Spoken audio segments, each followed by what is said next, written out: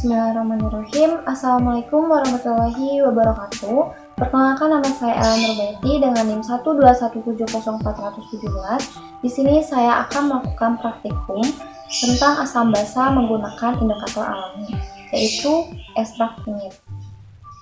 Tujuan praktikum 1. Melakukan uji percobaan untuk menentukan sifat asam dan basa beberapa larutan dengan menggunakan indikator alami, yaitu ekstrak kunyit.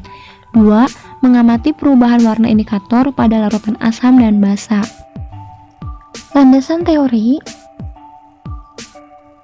Indikator adalah suatu zat penunjuk yang dapat membedakan larutan, asam atau basa, atau netral melampirkan beberapa indikator dan perubahannya pada trayek pH tertentu. Kegunaan indikator ini adalah untuk mengetahui berapa kira-kira pH suatu larutan. Di samping itu juga digunakan untuk mengetahui titik akhir konsentrasi pada beberapa senyawa organik dan senyawa anorganik.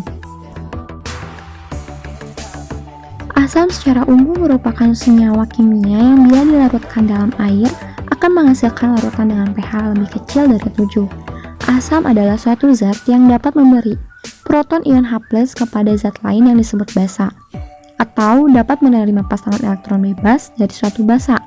Suatu asam bereaksi dengan suatu basa dalam reaksi penetralan untuk membentuk garam.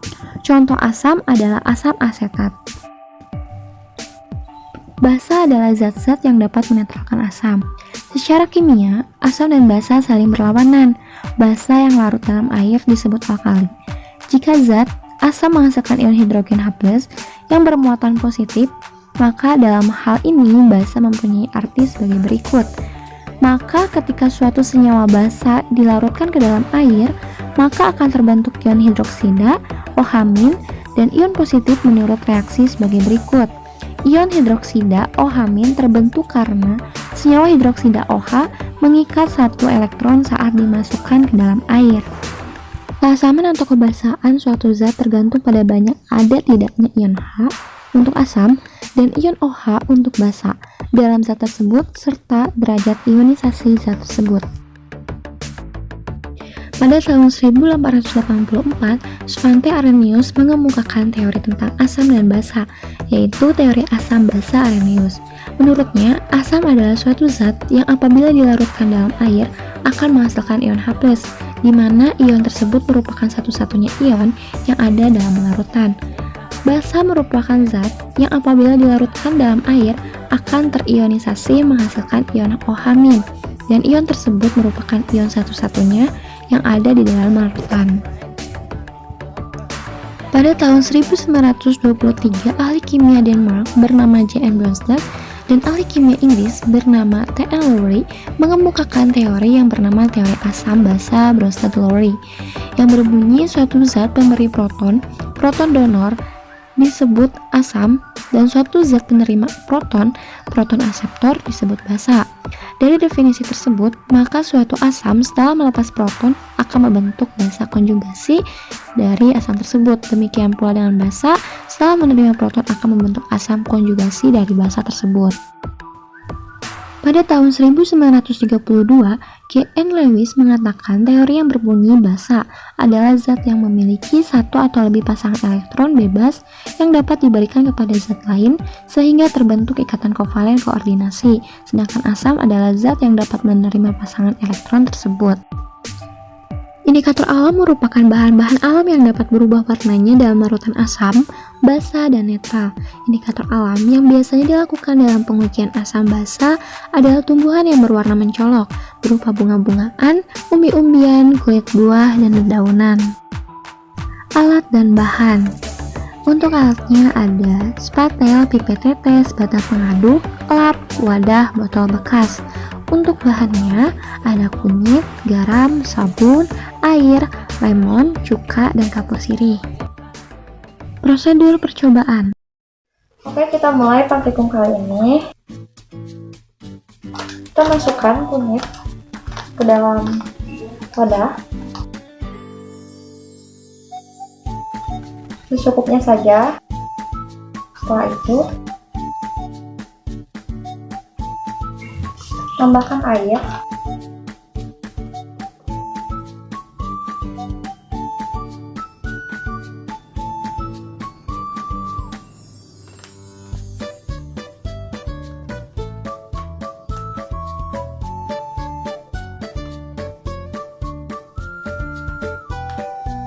Kita aduk menggunakan batang pengaduk.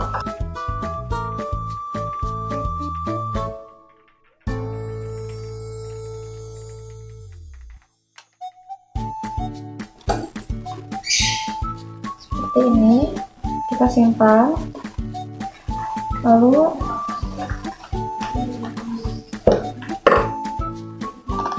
kita masukkan untuk membakarnya air suling ke dalam wadah.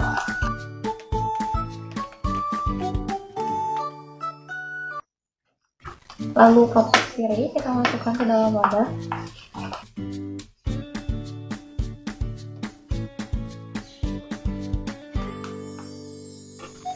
Menggunakan skarpel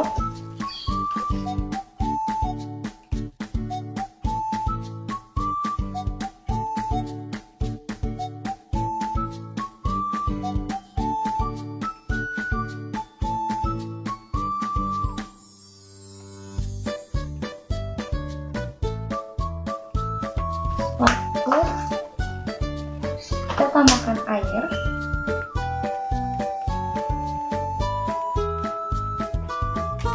Lalu kita aduk.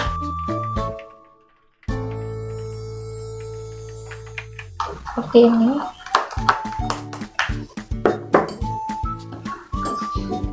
Jangan lupa kita lap kembali.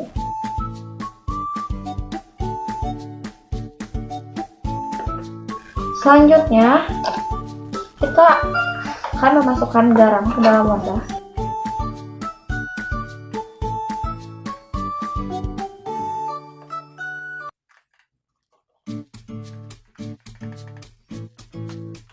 Ini tambahkan air.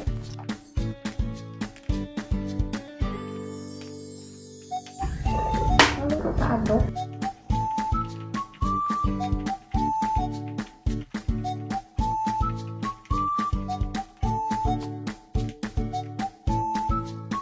Untuk selanjutnya, kita menggunakan air cuka terlebih dahulu. Kita masukkan cuka ke dalam wadah. Lalu kita tambahkan air. Jangan lupa ininya awet terlebih dahulu. Kita aduk.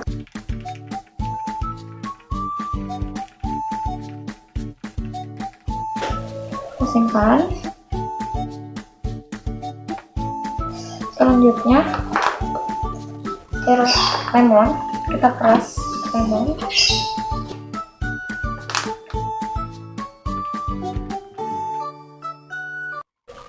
Lalu kita tambahkan air.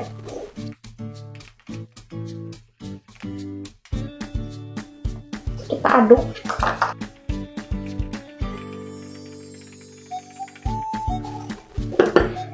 Ya. Jangan lupa untuk mengalap kembali. Lalu untuk yang terakhir,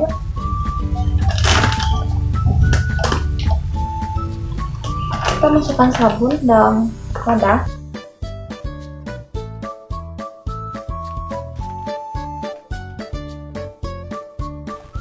Kita tambah air.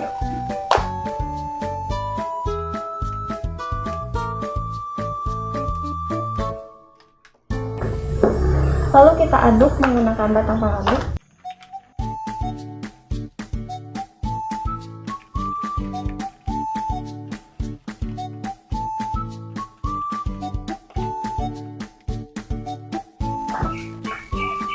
Kita lap kembali.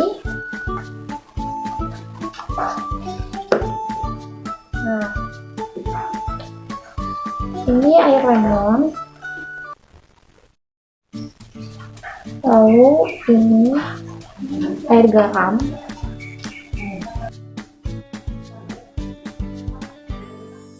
Ini untuk kapur sirih. Kita dicampurkan air. Ini air suling. Ini ada parutan cuka. Lalu ada air sabun.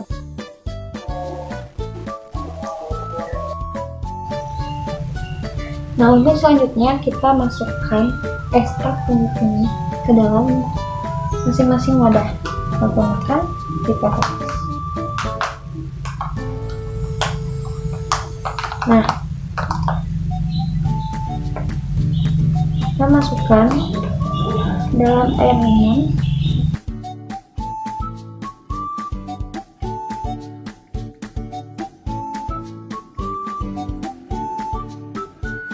Setelah itu kita aduk.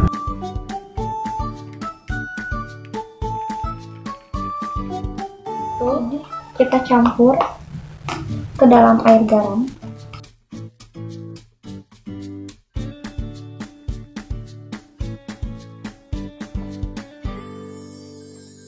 Kita aduk.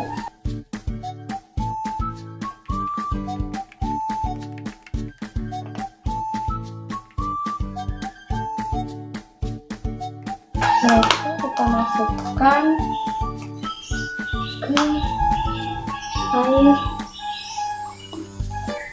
suling.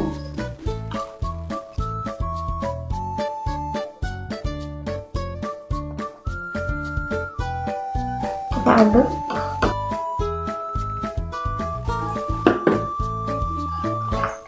Lalu selanjutnya kita masukkan ke kapur sirih.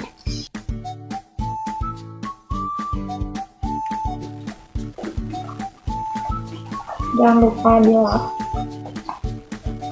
Lalu kita aduk. Selanjutnya kita masukkan ke dalam larutan kita.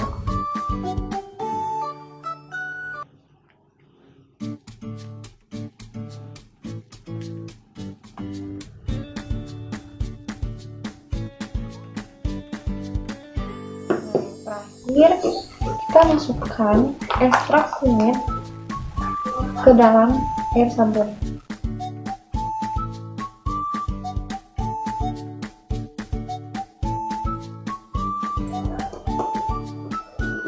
Lalu kita aduk.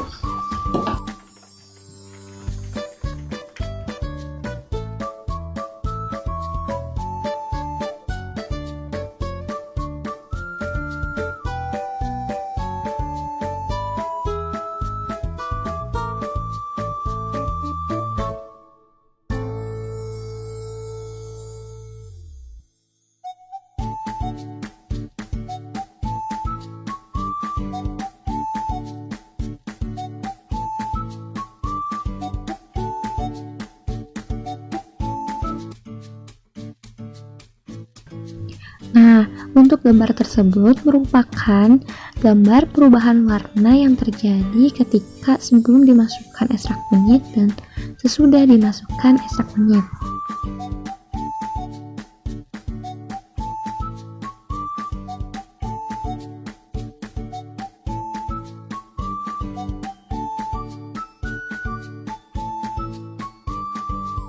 Data hasil pengamatan dapat dilihat dari tabel bahwa larutan cuka perubahan warnanya menjadi kuning cerah dan sifatnya asam. Untuk kapur sirih, perubahan warnanya menjadi jingga, sifatnya basa. Untuk air sabun, perubahan warnanya jingga, sifatnya basa.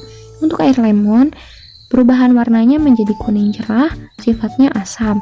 Untuk air garam, perubahan warnanya kuning, sifatnya netral. Untuk bahan yang diuji air suling, perubahan warnanya kuning, sifatnya netral. Pembahasan.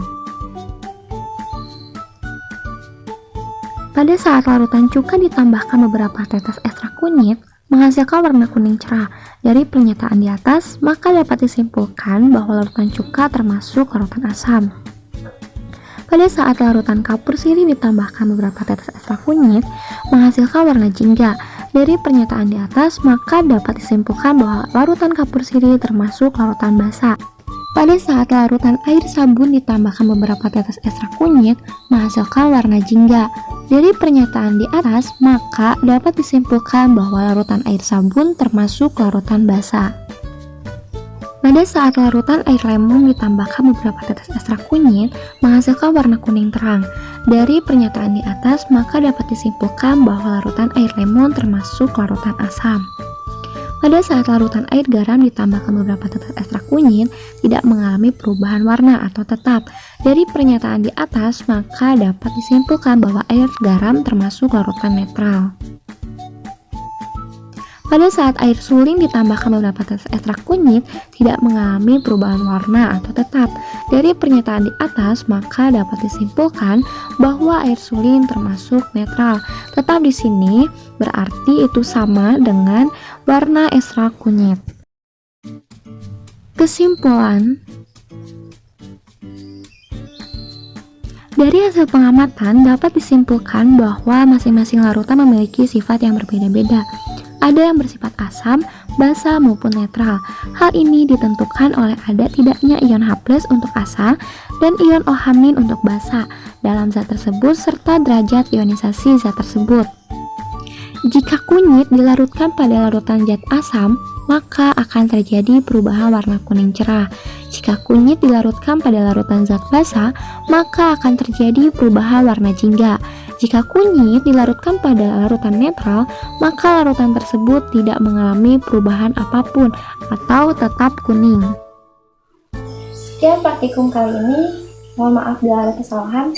Wassalamualaikum warahmatullahi wabarakatuh.